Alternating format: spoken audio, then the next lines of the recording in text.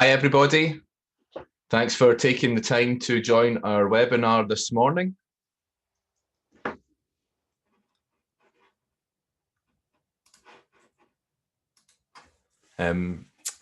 It's really great that everyone was able to give up their time to join me as we discuss the 3 R's of acoustics this morning.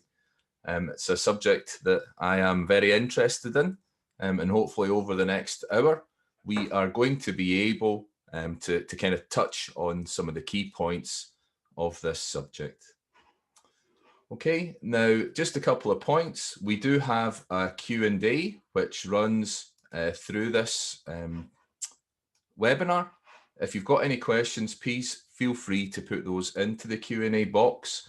We'll try and answer some as they come up if they're relevant.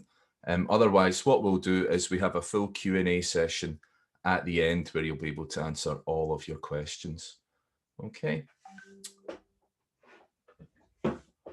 So good. So let's crack on then. So as I said, the topic today is the 3 R's of acoustics. And the course is sponsored by Complete Acoustic Treatment Systems. So some introductions. So my name is Neil Davidson. I think I know most of the people who are joining the class today, but it's also good to perhaps meet some new faces. There I am, popped up in the corner. Meet some new faces. If you want to get in touch with me, my email address is neil@cinemaexpert.com. We'll be able to interact on that channel about any of your training questions or any questions that you may have on cinema design and training and all of those fun things. So what is Cinema Expert? I've been asked this question a few times, so I felt it would be good to answer that at the start of the webinar. So I'm lucky. I've been involved for a long time now with high performance cinema. 15 years, I couldn't even believe it when I was typing the number. I am a movie enthusiast. I love films. I've done a lot of training for various different groups such as C-ATS. Many of you will know that I have a distribution business. I also own manufacturing companies in cinema. So it's obviously something I'm quite passionate about. Now, one of the things that I have seen over the years is that if we've got solid technical skills, that will always help us to deliver the very best experience. Okay? And delivering that experience ultimately is what impresses our clients. It's what makes people happy with the end result of the cinema. So anything that we can do to improve that experience is obviously a very important benefit. Now, Cinema Expert is a way that I can share that knowledge. I can structure it and share it out over these webinars. And hopefully, that lets me do a little bit to help everybody to deliver the best possible experiences. Now, just to give you an idea, it's a developing program, developing for the last 18 months, I have to say. So we've got some free resources that will be going online very, very shortly. We've got user guides for cinema tools, which some of you may have seen, online calculators. They're free calculators which let you calculate a number of really important points around cinema design. It's free, it's quick, you can do it on your phone. Very, very useful stuff. We have a knowledge base, a cinema knowledge base. One of the things that I found during training is that, we'll use terms and sometimes people are shy to ask what those terms actually mean. But it's important that you understand those terms. So we've made a knowledge base on there that tries to just explain lots of these little things. And obviously we hope to keep that growing. A little Wikipedia for cinema designers, if you can think of it that way. We're also looking to do, like we're doing today, introductory training on various selected subjects. If you have any ideas for subjects like that, please let me know. We're always looking for ideas. I have my own ideas, but it's always very useful for me to be corrected on what people would actually benefit from. So please share that with us as well, and we'll be happy to look at those subjects, okay? Then the final one is that we will have some paid trainings. We are doing long form training. That's something that I used to do a lot of 2 or 3 day training classes, quite in depth on cinema design.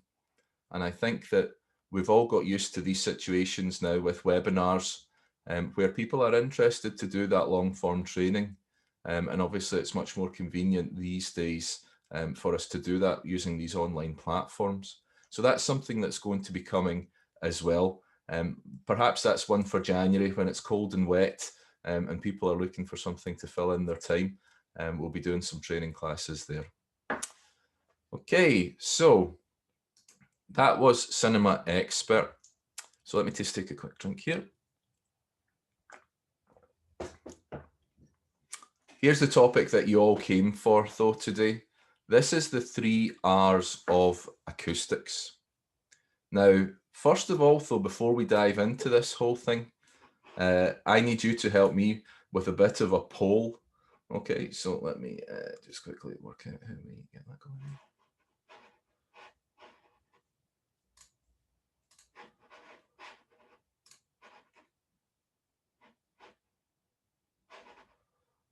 Oh, my poll button's disappeared.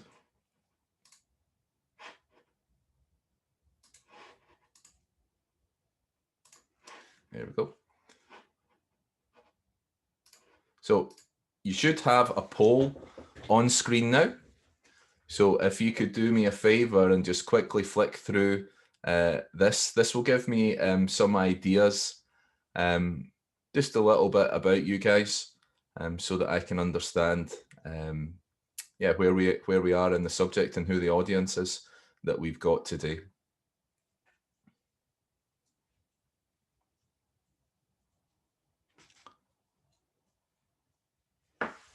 Can't see it. Oh, there we go.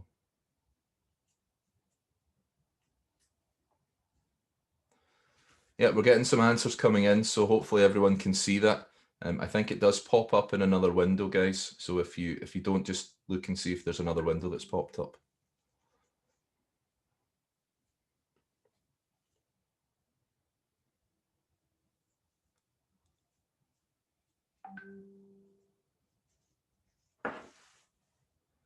Yeah, if you don't see it, if you go full screen, the poll should pop up. I think most of you have seen that now, though.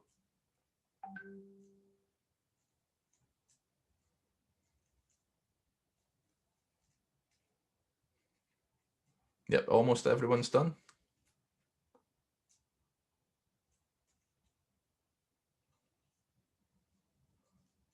What we'll do is we'll give it another 30 seconds and then we'll end the poll and we should get the results up on the screen so that everyone can see that there.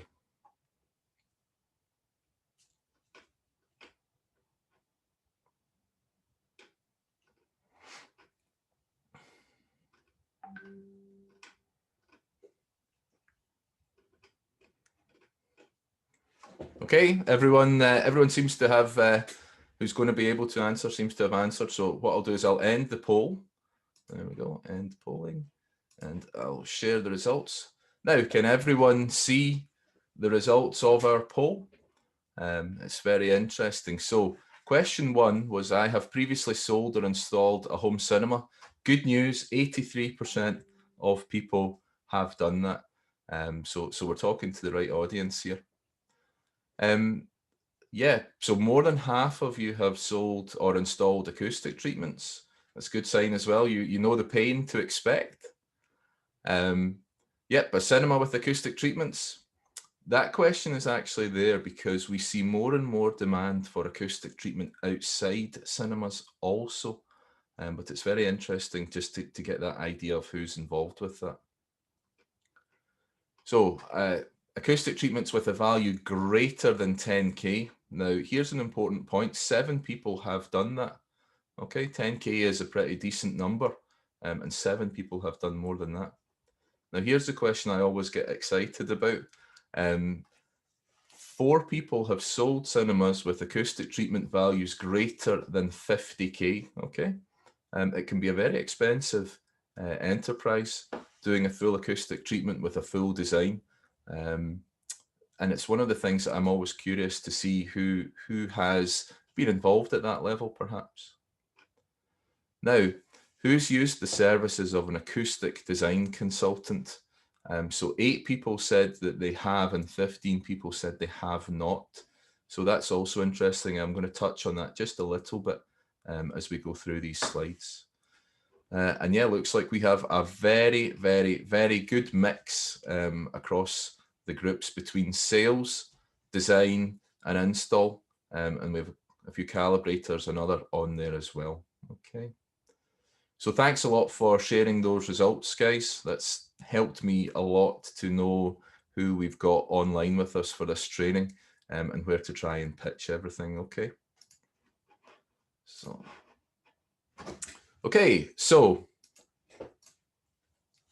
what is Complete Acoustic Treatment System? So it's an acoustic enhancement system. It covers from around 50 Hertz and above. But very importantly, it makes a minimal use of space. It's a maximum of 50 millimeters deep, okay, 2 inches if any Americans have sneaked into this class nice and early. So 50 millimeters, it's an extremely shallow system. It's made up of 3 components, resonance control panels, reverberation control panels, and reflection control panels. And I hope you will not be surprised to find that each of those components is focused on one of the 3 R's of acoustics. Okay. Now, a C-ATS system can be really basic and cost effective, or it can be a super high-end full room solution. It's actually entirely up to you how far you want to go with the system. Now, we will start the training today with, in fact, the most difficult of the 3 R's.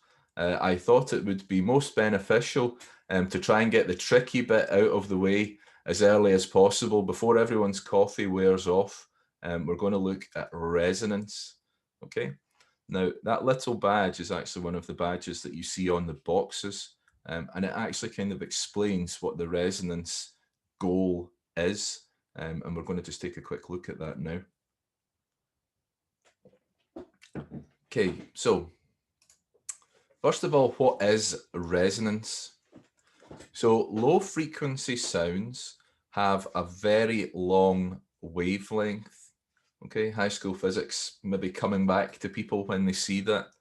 A wave at 20 Hertz, everyone's subwoofer wants to do 20 Hertz, I'm sure, is more than 17 meters long. Okay, it's pretty mind-blowing when you see something like that.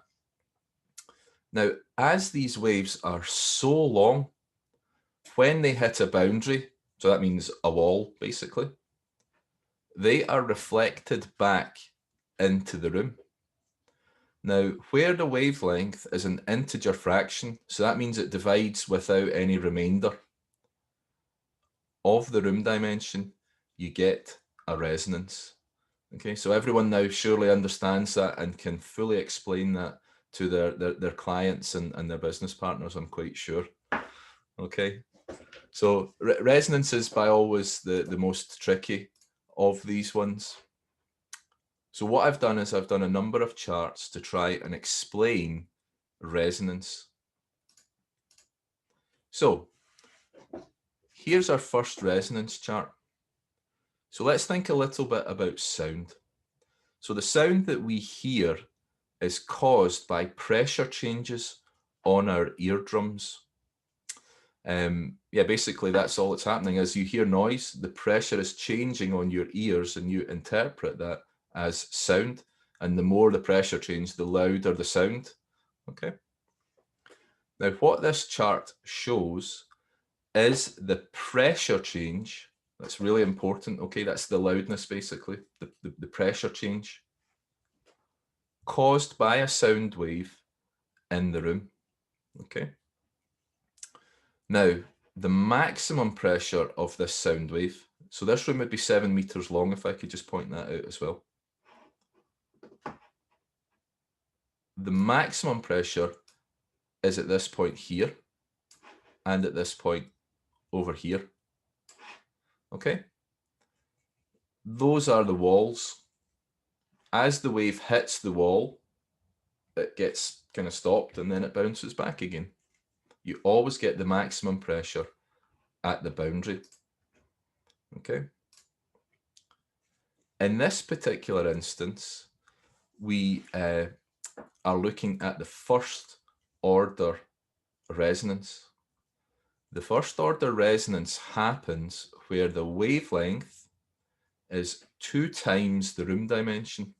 So in our 7 meter room, the first order resonance has a wavelength of 14 meters. And 14 meters is about 25 hertz. Now, something interesting happens. You get a minimum at this point here. Oops, sorry, skipped on. You get a minimum at this point here. Okay. Now remember, what we're talking about is pressure.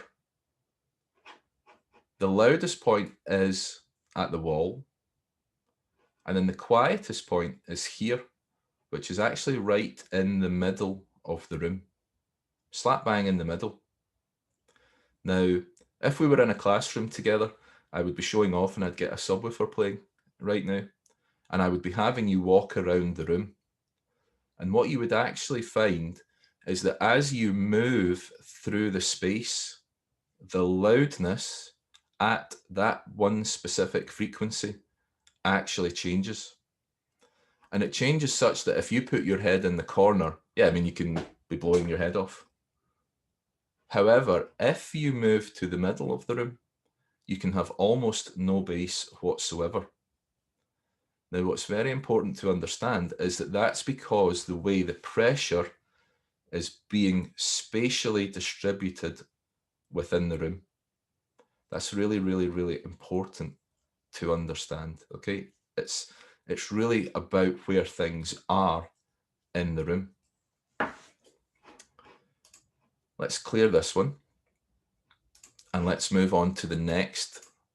So resonance chart 2 here, this is showing the second order resonance. So the second order resonance happens when the wavelength is exactly half, okay? So our 7 meter room, the first resonance was at 14. The second is at 7. The wavelength is 7 meters. Now, when you half the wavelength, you double the frequency. So that means that this second order resonance is always going to happen at 50 hertz in a 7 meter room. Now, the same thing is happening. You have your peaks in the response. Sorry. And you have your peaks in the response. Here, here, and here. And you also have your dips in the response. Now, one of the things that's kind of interesting to note is that they have happened at different physical locations within the space. The dip of the first order happened here right in the middle. The dip in the second order actually happens 1/4 of the room dimension into the room. Okay, so in this case, there you go, there you're about what, 1.75, give or take, meters into the room. Okay, so this is really important to understand. These are spatial issues in the sound level at a given frequency. Let's clear that again. Now, if you have a rectangular room, it's very, very, very easy to calculate where each of those resonances will happen. Now, this is an example of a chart which shows all of the resonances in our 7 meter by 5 meter by 3 meter example room. Okay, now you can actually calculate this chart using the room resonance calculator on Cinema Tools. It will produce this graph for you. Now, what is this graph showing? First of all, this line here is showing the resonances for the length axis. So these are resonances that bounce between the front and the back wall. And as you can see, the spacing between those halves every time, just what you would expect from what we've discussed already. Okay. Then what you have is you have the width resonances here. Then you have the height resonances on the next line. Now, I would like to point something out on this chart that's quite important and might help you understand a little bit about some of the things that people say about acoustics. Have you ever heard someone say a square room is particularly bad for acoustics? Okay, that's something I hear all the time. Oh, square room, you've blown it. There's no chance, it can't work. Okay. The specific issue that you get if you use a square room is that the length and the width are the same. Now, what happens then is that the first length resonance and the first width resonance happen at the same frequency, which means that they happen at the same physical location in the room. And their effects combine together. So what a square room does is it serves to combine the effects of those resonances. It amplifies them, basically. If you're unlucky enough to have a cube to work in, the height resonances are going to line up with that as well. Okay. Now, it's for sure not an ideal situation if you have a square room, but hopefully what we'll show over the next couple of slides is that we can still address something like that. You don't need to ask the client to knock their house down, as has happened to me previously, because the room is square. We can still deal with that if that is what the client would like to have, or if that's the room space that you have available to you. Okay. So this is an output from one of the Cinema Tools calculators. Again, this is in your room resonance calculator. What this is actually showing is a plan of the room and a side view of the room that lets you actually visualize where the first resonance issues are taking place. Now, what's really, really, really important about this chart is it doesn't actually matter what the dimensions are. The first order resonance will always have a dip in response in the middle of the room. The second order resonance will always have a dip in the response at the quarter points of the room. I just got to mention that the slides are not sharp. Does anyone else have that problem just now?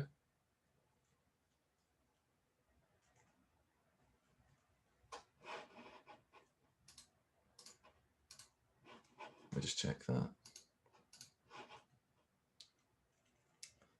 Okay, not sure what that would be, everyone, because we are at full res on the whole thing.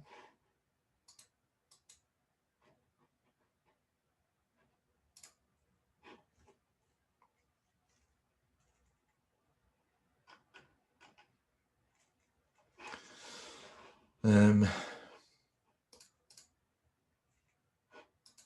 not sure there's much I can do to sharpen that up, guys. Okay, what we'll do is we'll continue. Hopefully, hopefully everyone can go back and look at this with the really sharp stuff later on. If there's some small details on here, okay, don't worry too much about that. They're not really there to move things. So this again is our 7 by 5 by 3 meter room. What we've got is 25 hertz, 34 hertz, and 57 hertz for the length, the width, and the height resonances, first order. Now, the first thing to notice on this chart is that if you put a listener right here, they're probably not going to get a lot of bass at 24 hertz. It's not going to be a great experience for them. Likewise, if you plonk someone here on the first height resonance, that's 57 hertz, okay? They're going to have a big dip in their bass response. It's nothing to do with your subwoofer or anything like that. It's where they are physically located within the room. So let's clear that. So how do we treat this? Okay, how do we address the problem of resonances? Now, the classical method is that you use absorption to prevent waves bouncing off opposing walls. So I'm sure everyone's heard the term bass traps. Yeah, everyone has heard bass traps. Anyone who's been in a training with me before knows I hate bass traps. Okay. The reason that I hate bass traps is that they take up so much floor space. It's nothing against their technical ability. It's just who can give up 1 meter or 1.5 meter of floor space to big lumps of fiberglass. Okay, no project I am involved with can afford to do that, I can assure you. So we have to come up with better ways to treat resonance and get good bass without using up all the floor space. So the first method, in fact, is actually to use subwoofer layout. The second one is to use an absorber panel that's actually designed to be efficient under pressure. Okay, and we'll talk about that in a second. So positioning subwoofers and people within a room is a whole topic in itself. So I've just tried to do something really quick to let you visualize how big an impact using multiple subwoofers properly actually does have. Okay, now what we've got on the little graph here is we've got one subwoofer. It's plonked on the front wall, kind of in between the left and the center channel. It's a fairly common place where you see one subwoofer. And then we've got our sofa with 3 people sitting on it. Now, let's look at the response. Okay, here is the expected response that we would get for that configuration. And what you can see is that response is all over the place. This point here is completely different from this point here. This point here is completely different from these ones here. Okay. Now, what does that actually mean? It means that 3 people who are sitting on the same sofa can be having a completely different bass response. Okay. The guy who's sitting in the middle, seat 1, this guy here, he could be having a huge dip right at the crossover point at 80 hertz. Okay, all his bass is falling out, so he's got a weird hole. The vocal sounds a bit funny, and it's not that impressive. The 2 people either side of him, though, wow, they're having a great time. There's probably too much bass. You find that the vocal takes on a very chesty quality because of that. The real challenge, though, is there's no way for me to EQ that. Okay, let's erase that one there. So what EQ does, everyone knows the room EQ systems and Dirac and Trinov and all of these other great systems that exist. what they can do is they can turn up a specific frequency, or they can turn down a specific frequency, but they cannot impact how that alters the experience within the room.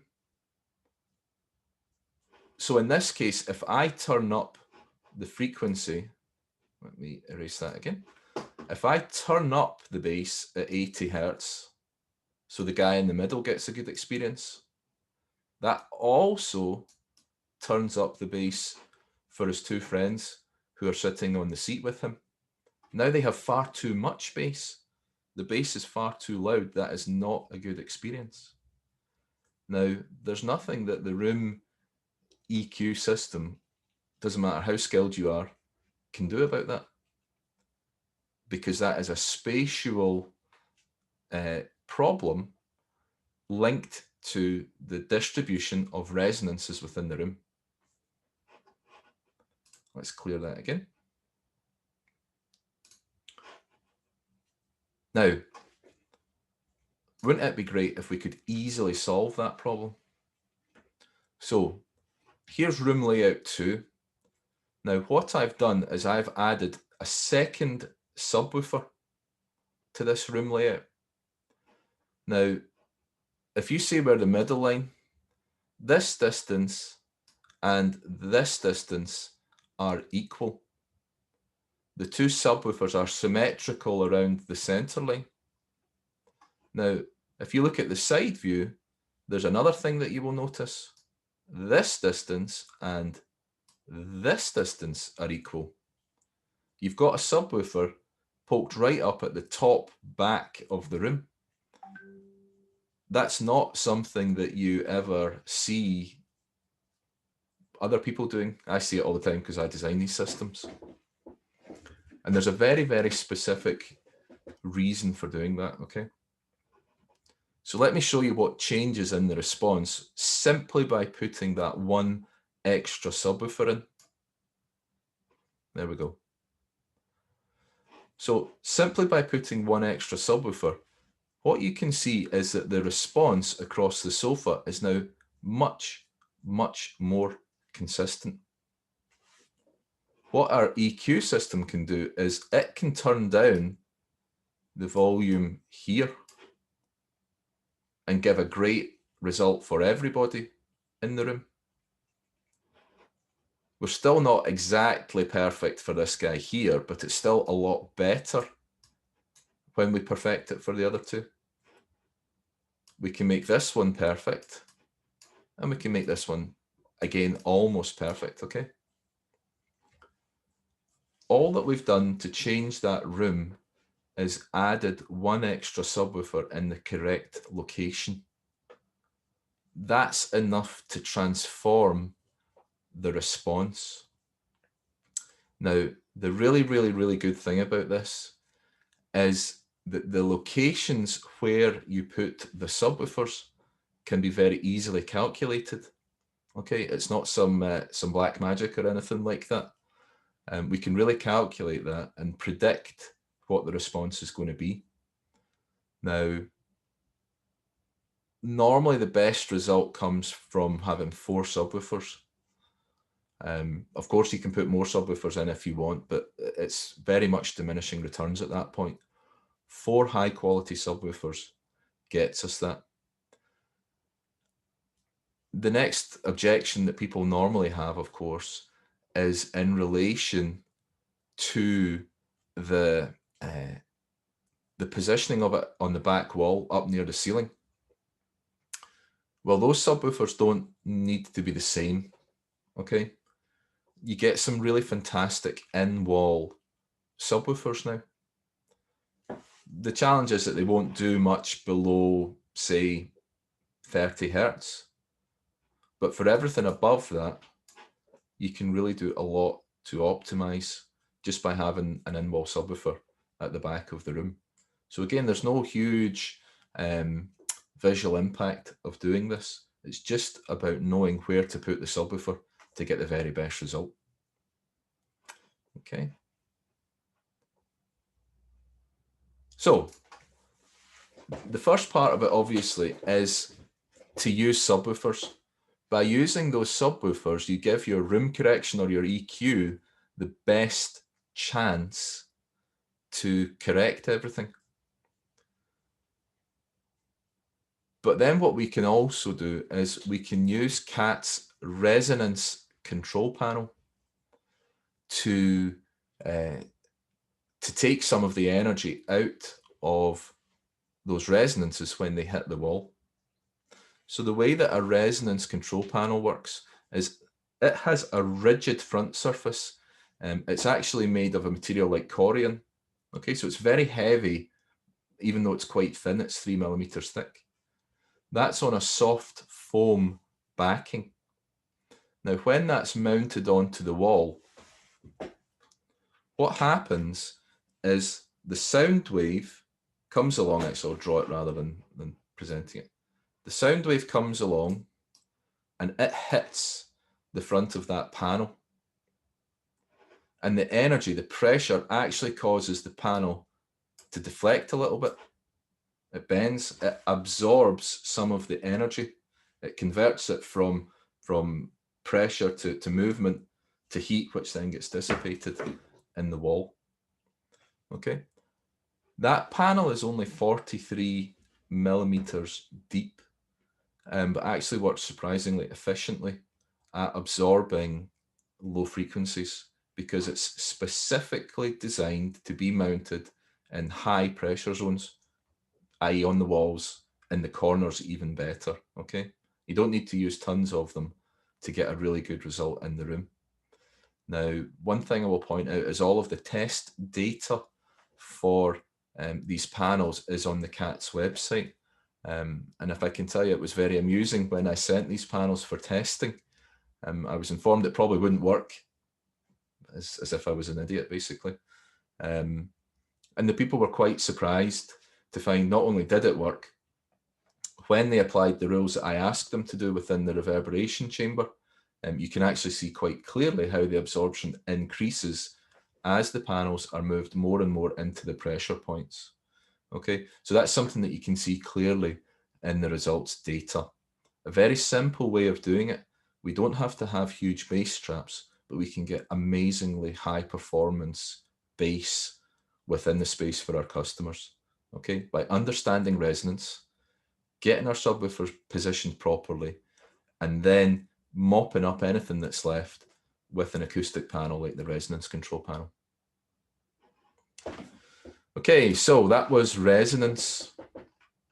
Let me just quickly flick through here. Boom, boom, boom, boom.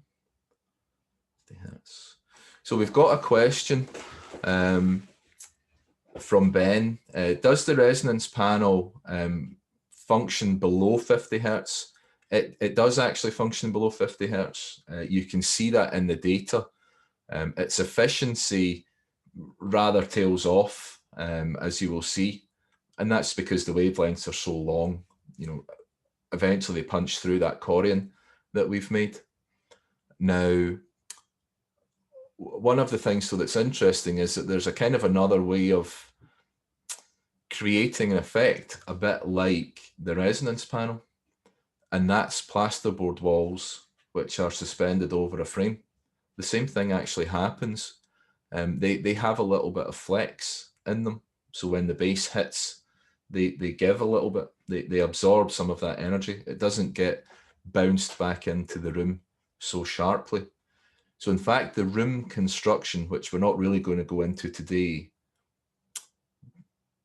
in a really good design, that is something that's considered quite carefully, because it does have a big impact on your overall bass response, as well as keeping the sound in the room. It can make your sound a lot better as well. So, you know, try and think of it as a sort of a holistic situation. That's how you can get it below 50. That combination with the subwoofer positioning, that will work right across the whole frequency range. And yeah, when you hear clean bass below 20, it's quite impressive. Okay, so moving on to the next subject. Everyone, I'm sure, will be extremely pleased to hear that resonance is by far and away the most difficult. reverberation is a lot more straightforward to understand. Now, please guys, keep your questions coming and I will go back and we'll address all of the questions at the end. Okay, there's some really good questions coming in, so just keep them coming. So reverberation. As the sound waves bounce off of the room boundaries, they lose some energy, but they don't disappear completely. I'm sure you've all experienced that. The sound just hangs around.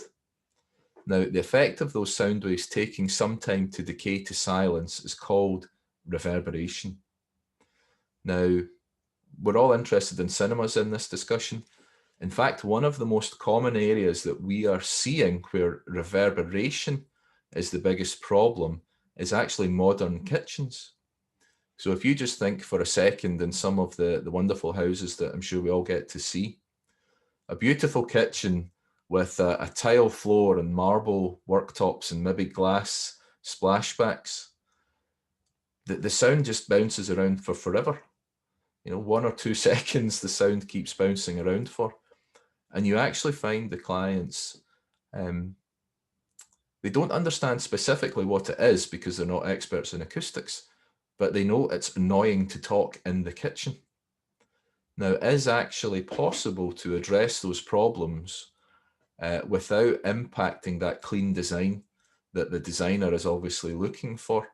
We're not going to go into that in a lot of detail today, but that is just something to bear in mind. Acoustics, of course, for cinemas is important, but there are many other areas where these principles can be applied, and kitchens for sure is one of them.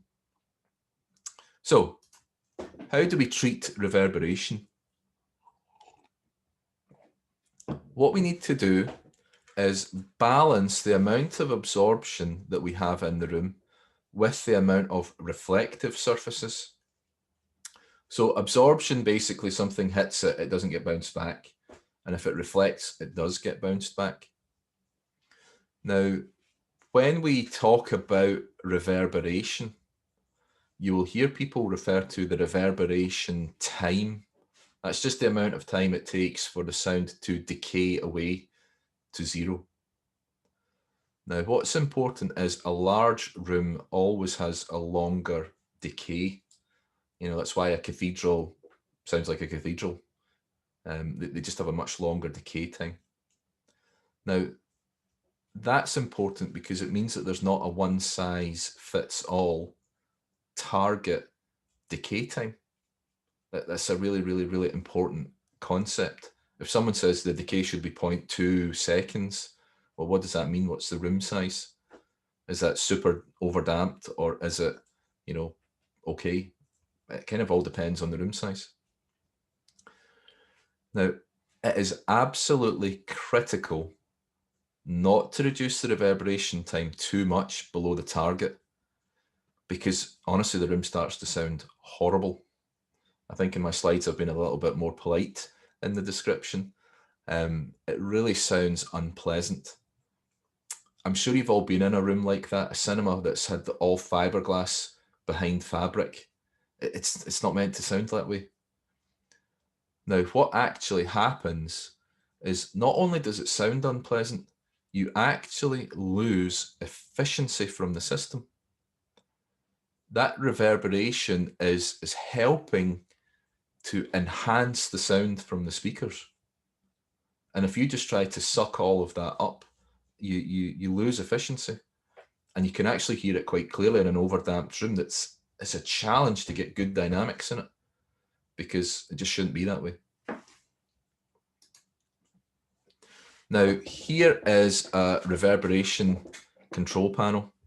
It's the least exciting product in the history of products. It is a very special foam, but it is a black foam rectangle. It has a sticky back on it. So you just peel, stick, and off you go.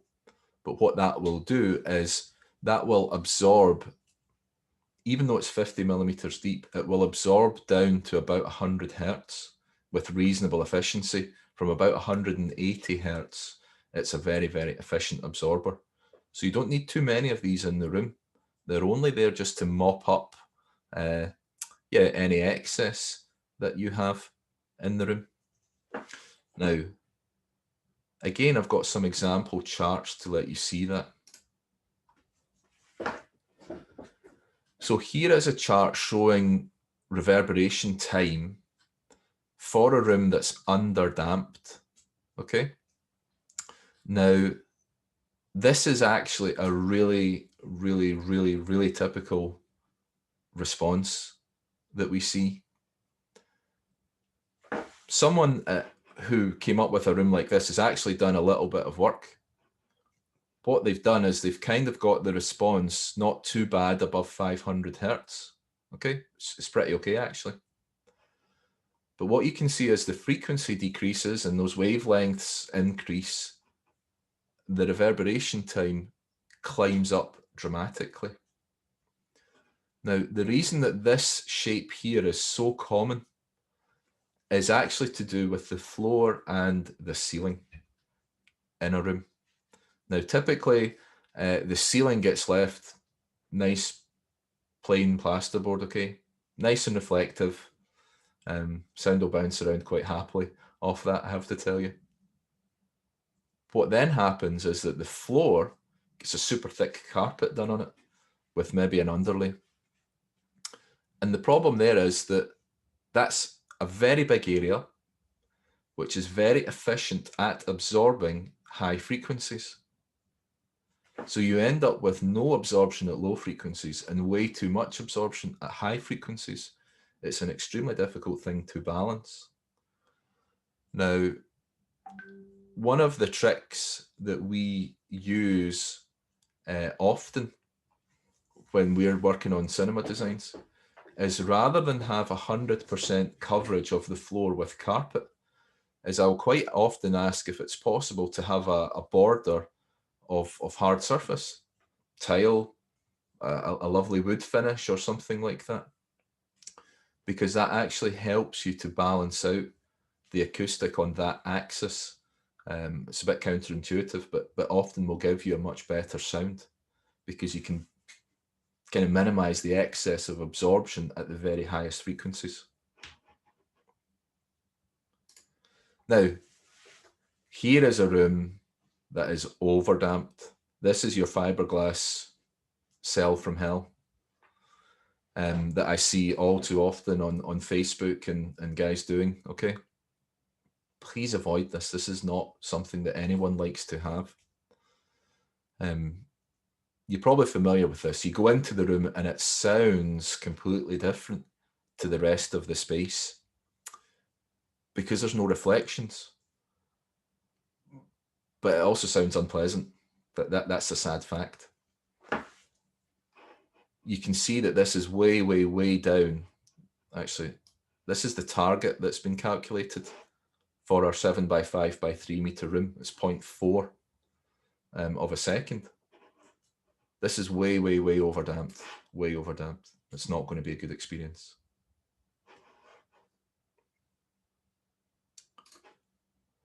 And here is a room that someone took a bit of time and got absolutely bang on. Okay. Very consistent around the target. There's a little bit of a peak here, a little bit of a drop there. Probably in reality, that room's going to do something like that once it's all assembled and measured, because, you know, just the way the walls are built are kind of out of your control. There'll be a little bit of extra movement and whatever else. Now, can I just point something out here as well? This will be of particular interest to people who use the C-ATS designer tool, just to be aware of something. When you calculate reverberation, you use a thing called a Sabine equation. There's the data for a classical Sabine equation. It's shown on this chart. Now, a Sabine equation assumes that materials are spread evenly throughout a space. And I'm sure you can understand that in a cinema that that's not necessarily the case. And over the years, there have been multiple improvements, maybe that's the wrong word, but modifications to those classical Sabine equations, which try to compensate for things not being spread evenly. Okay, a group of acoustic panels, a sofa, okay, they're not spread evenly through the space. And what we actually find for a CAT system is that one, their Fitzroy 1 modification has given us the most consistent data. But we show all of these different sort of modifications on the classic Sabine equation. That's why you have those spread of lines on the chart. Okay, do that one there. So that was reverberation. As I said, much more straightforward than resonance. Reverberation is really just about having enough soft surfaces, but not too much, to get a nice sound. So that takes us on to the third of the 3 R's, which is reflection. And again, you see a little badge kind of displaying what happens. So what is reflection? Reflection is when sound waves hit a boundary and then bounce back off that boundary. Okay, you can really think of that like a pool ball hitting a cushion. It comes in at one angle and it leaves at a linked opposite angle. Now, our hearing system uses these spatial cues to work out where sounds are coming from. That's a really important part of reflection. Okay, our hearing is attuned to this. Millions of years of evolution have gone into that. Now, the effect of sound waves bouncing off a boundary is called reflection. Simple as that. So how do we treat reflection? Well, this is where I differ with some people. So the classical method of treating reflection is to put a thin porous absorber at the reflection point. So a porous absorber is a material like a fiberglass or a reverberation panel, okay, a piece of foam. The sound energy enters that and it bounces around inside and it hits the fibers inside and it gets converted to heat and off it goes again, okay? Now, for years, however, for years, like 50 years, all of the research has indicated that the first reflection leads to a more spacious sound that most normal listeners prefer, okay? There is only one group really that falls outside of normal listeners, and that group is recording engineers that are used to doing near field critical listening. If you're doing a recording studio, I wouldn't do it this way because your recording engineer just is trained not to like it. For everyone else, however, they greatly prefer some extra controlled reflection off those side walls. Okay, that point's very important, some controlled reflection, because it makes the sound much more spacious, but it also helps to identify where the sounds are coming from. You will find that panning and all of those types of things becomes much better by doing this. So what we do, or what is done in a CATS system, is that the reflection control panels are placed at the reflection points. And what they do is they spread the energy of the reflection, which enhances the spaciousness, whilst also clarifying the direct sound. And it's difficult if you haven't experienced one of those systems to understand how much that changes the overall experience, okay? So this is a reflection control panel. So those panels are injection molded ABS, fairly rigid panels. And as you can see, they mount very easily onto the wall. There's just 4 holes that you can screw them on. Now, one little point, which is kind of a side benefit, but I guess can be interesting to know, is that these panels actually stack within each other. There was never a design goal, just a happy side effect. But what it means is that a standard box of 16 reflection control panels is 120 millimeters tall. So it doesn't take up a huge amount of space in a van or a warehouse or anything like that, which may not perhaps have been your experience with other acoustic treatment products. It's a pretty robust product as well because of the ABS that it is made out of. Now, we're lucky enough to have quite a few marine guys on with us as well. The problem that you have with ABS in a marine environment specifically is that Lloyd's gives you a sort of an area that you can have. They have the highest fire rating, these things, just to say.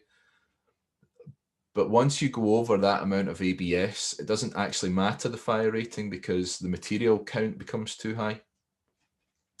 And what Lloyd's have done previously is they have approved a version of this panel, which again is made out of, well, it's made out of Hymax, which is a material, again, very like corian. It's a solid surface material. Now, those Hymax panels have to be thermoformed individually by hand. Okay, they're pretty expensive because they take ages to make and the materials are expensive. But Lloyd's will approve those without any problem for marine applications where ABS is not possible. They also look pretty cool, I have to tell you. But it's the same functional purpose of the panel. So here is a chart. This is actually a layout from a C-ATS design report. And this is showing all of the reflections on the left wall of a room. And in this room, there would actually be a 7, would it be a 7? Yeah, sorry, a 9.1.6 Atmos layout. Now, this guy here and this guy here, those are seating positions.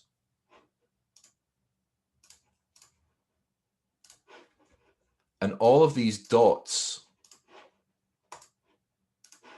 all of these squares, sorry, they represent reflections. Now, can you see that there's kind of like a pattern gets created by these reflections? Now, over the many years that we've been doing this, what you get to see is that these patterns tend to repeat themselves, okay? Because everyone tries to stick to the Dolby layouts. Once you've understood resonance, your seats tend to go in the right places. You tend to get these patterns. And because of that, we can actually suggest layouts for the reflection and the reverberation panels, which can deliver pretty good results. So what that means is that you don't always need to have an extremely detailed design service to get very good results with a C-ATS system. That's a really important point in the whole process, that works out that way. And it's all about recognizing these patterns. Okay. The actual C-ATS design tool actually computes all of the reflections on all of the walls for all of the speakers, for all of the listeners. So we have quite a lot of data there to run with. So in fact, that was reflection, as simple as that. Good news is it's now 11 o'clock. So a summary of our training today. So the 3 R's of acoustics define the room's impact on sound: the resonance, the reverberation, and the reflection. The C-ATS system is based on the 3 R's of acoustics. So it tries to treat them in a straightforward and effective way that you can understand. Now, it's also a scalable system that you can take from a very basic design to a large scale design. And you can check that out on the website there. Now, what I would hope from a little training like this, an introductory, is that you can see that by using the 3 R's, This is a way that you can try to explain the very complex subject of acoustics to your clients, you know, and also for yourselves to understand ways that you can deal with that in your projects. If you deal with it in a systematic way, like the 3 Rs, you can very, very, very easily deliver a high performance result that doesn't need to baffle anyone, and it doesn't need to oversell acoustics or anything like that. It does what it needs to do and delivers a fantastic result, which is good for you and it's good for your client, because the better the experience, the better everything else comes after that. Okay, so thank you very much for listening, everybody. I hope you've enjoyed this 1 hour session today. We now have plenty of time for a Q&A session. We've got quite a few questions in the chat already, and if anyone wants to smash some more questions in there, then please do so. What I will do now is I'll just run through these and we can start to address some of them. Okay, if anyone needs to jump off, please feel free to do so just now. Thanks a lot for your time. And yeah, we've got all the time in the world, guys, to run through this Q&A now. Okay, so first question we got was from Yeti. So does the location of resonance depend on where the speaker is? In fact, no. The resonance is only linked to the room dimension. Doesn't matter where you put the speakers in the room itself, the resonances will always be in the same place. What happens with good placement of the speakers and of the listeners is that you can optimize how they couple to those resonances, so that you minimize the problems. Okay. So what else do we have here? Ben's question we answered. So Sean has asked, is it possible to calculate the optimal subwoofer position if only one subwoofer is used? Well, it kind of is possible to calculate the least bad position. The problem is if you use only one subwoofer, you can never optimize it for more really than one location, I have to tell you. You really have to use more than one subwoofer. It's actually something that it's very easy to get hung up in selling multiple subs. Multiple subs is not really about giving more low end. It can be a nice side benefit, but it's about giving the best possible sound quality to everyone that is within the space. And because of that, you really can't do it with one subwoofer. You've got to use at least 2 subwoofers, and preferably 4 subwoofers. Now, there are ways of doing it. Let's say there was no back wall. There are ways of optimizing the subwoofer positioning on the front wall, so that you can optimize that, but you still need 2 as a minimum. Okay. So let's have a look and see what else have we got. Okay, so Gavin has asked, how would you suggest hiding the C-ATS panels? So that's a good question.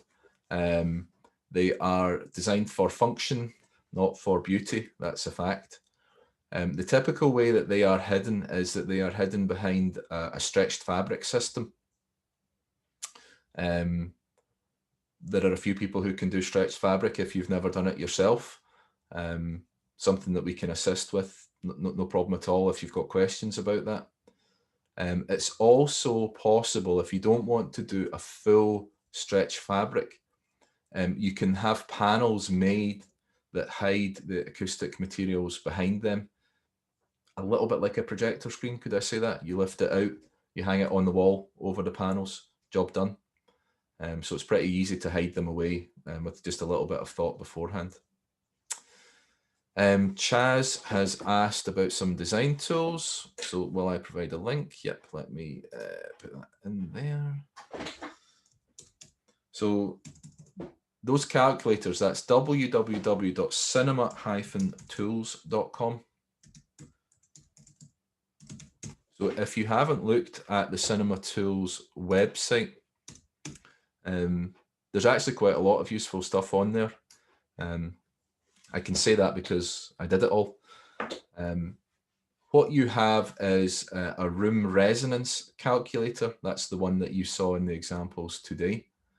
You have a projector location calculator that will help you work out lens shifts and lens options and all that type of stuff.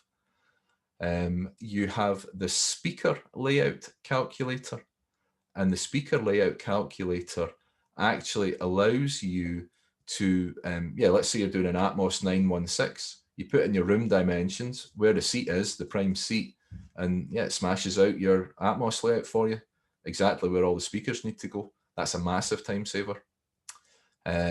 We have an amplifier power calculator, which lets you work out, will the speaker deliver enough output with the amplifier that you've got? And if you put a more powerful amplifier with it, will it blow up the speaker? It's a pretty important one.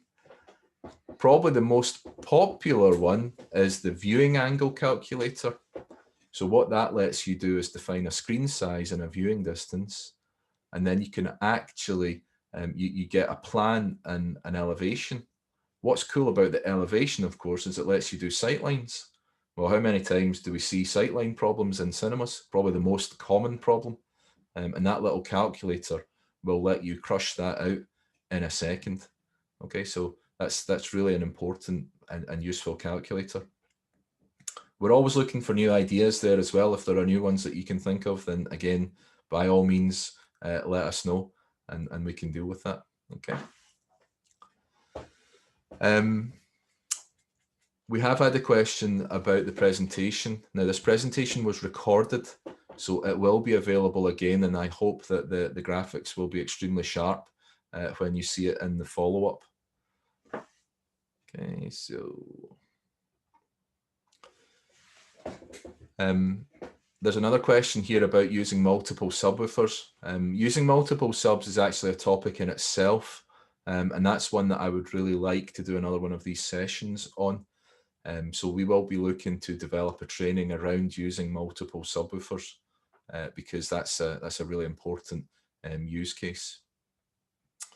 Here we go. So Chaz has asked, can we generate a similar effect with subs if they're at the same end of the room but staggered placement? So that's kind of what I mentioned a second or two ago. Let's say there wasn't a wall, or it just wasn't suitable for whatever reason. You can have them on the same wall.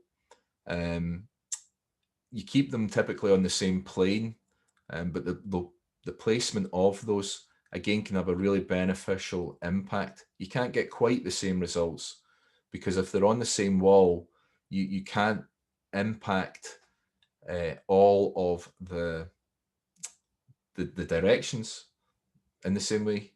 Length, width, and height can't all be impacted if they're all on the same wall. But if you know the kind of compromises, you can still make it work really well, which is why I say it's worth doing another training class about that one. Okay, so Kevin has asked, where do we place the control panels inside a room? There will actually be some more guides going up about the placement of the panels. Now, also to give some kind of preview news, quite exciting. We are hoping in January to launch an actual C-ATS design tool. It's well under development at this minute in time. And what that will actually allow you to do is do a lot of the cinema design work within that tool, including placing the acoustic panels and doing all of the calculations for the acoustics. So that's going to be a massive thing to have, because it will make it much, much easier to work with these things. Even with the design guides, it will still simplify it to have the tool there. Okay. Okay, so another question's come in here. So any advice on riser construction for additional seating rows? So what impact can the riser have, e.g. for resonance? Okay, that's a good question. That's probably a whole training session in its own right as well. That's something that we've done a lot of work with over the time. If you look at the typical construction of a seating riser, you will find that it creates resonant chambers. If you want to go and have a Google, you'll find Helmholtz resonator as a typical thing that you can do with riser panels. It's actually quite difficult to get a very well-tuned Helmholtz resonator. What we have often done in the past when working with people on riser panel design specifically is have the panels made really solid, okay? You don't want them to flex. You want them to work actually, first of all, as a riser that people don't recognize as being any different from a concrete floor. But what we'll often do is we will leave the front of them open, so not with a wood or anything like that in front of it. What that does is that lets the sound energy enter into those and be absorbed. It's kind of a way of doing a big bass trap, which I normally hate, but you can do that with those things as well. So a riser can be a very beneficial acoustic device within the space. You just need to be a little bit careful with it. Okay.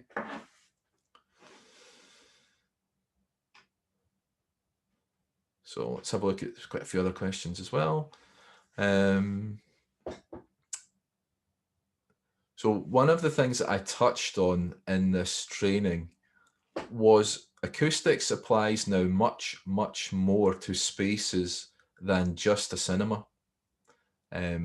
Because of the sort of modern aesthetic with hard surfaces, there are many, many more opportunities to sell acoustics throughout homes, and honestly, commercial, it's a very, very critical fact that you've got to have good acoustics. Now, there are various options which can be discussed offline about how to make printed panels and all that type of stuff which incorporate acoustic treatment material to make that a very, very easy and straightforward thing to offer to your clients for a kitchen or something like that. It doesn't need a dramatic redesign and probably can fit into their decor, but can deliver a functional result as well as an aesthetic result. So that's also important to understand, okay? It doesn't always need to be something that overpowers the room. Like everything else in AV, if you can hide it, then that's much better. And there are definitely ways to do that with acoustics as well. Okay, so I think that that's all the questions. I'm really grateful for everyone's time today. I hope that you have enjoyed this session. We are looking to do more of these on a regular basis, as I said at the start. If you have any ideas that you can share with us on these trainings of topics or anything like that, then we would love to hear from them. Thanks once again. I hope you all have a great day and see you next time.